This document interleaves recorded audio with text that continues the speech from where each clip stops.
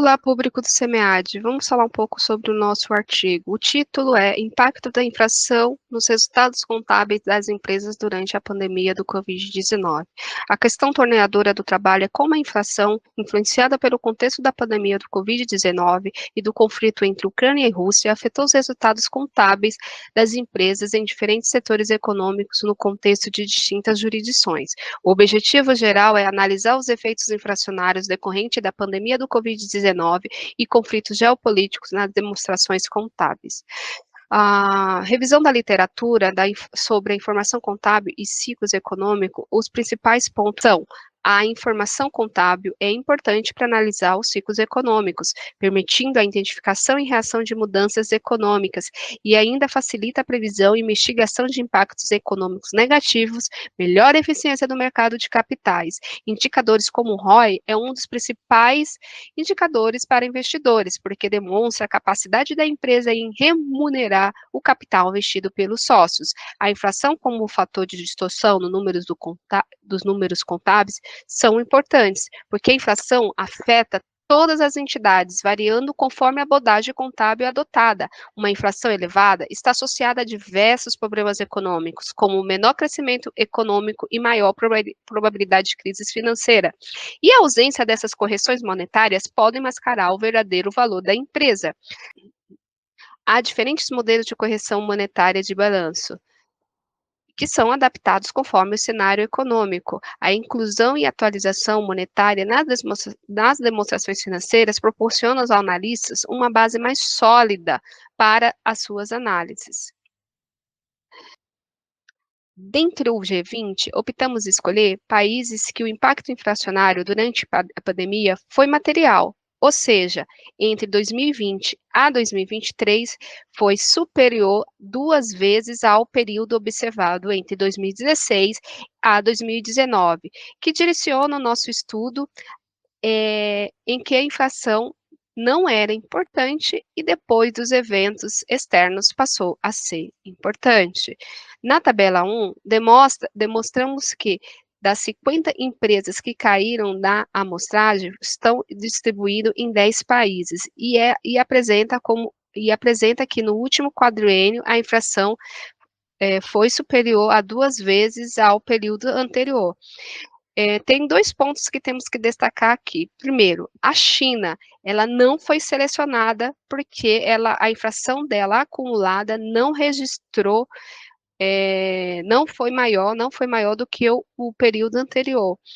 E o outro ponto é que a Rússia, ela deixou de divulgar sua inflação para a OCDE em 2021, então a gente teve que tirar da amostra.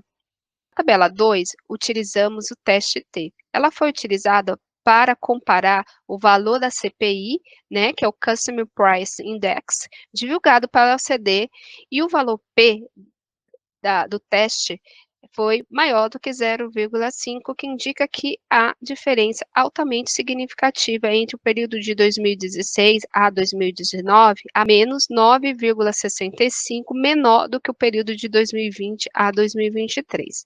Aqui temos a metodologia, né, as fórmulas utilizadas para o nosso artigo. Tabela 5 é o potencial de ajuste da correção monetária de uma ordem de 471 bilhões de dólares, que é equivalente a 12% do valor publicário. As maiores distorções, como podemos observar, foram no Reino Unido, né, com 19%, Austrália com 16% e Itália e Alemanha com 15%. No gráfico 3, a gente demonstra a correção monetária absoluta sobre o PL. Então, demonstra que em termos absolutos foi 9%, com destaque que da Alemanha, Reino Unido, Austrália, Canadá e Espanha foram maiores essa correção em comparados com o outro lado, que foi França, Coreia do Sul e Japão. Apresentamos aqui os resultados separados entre empresas financeiras e não financeiras. Podemos notar que das 12 empresas financeiras, nenhuma apresentou correção monetária positiva. Pressupõe que o setor bancário está majoritariamente com PL superior do que a soma do imobilizado mais o tangível.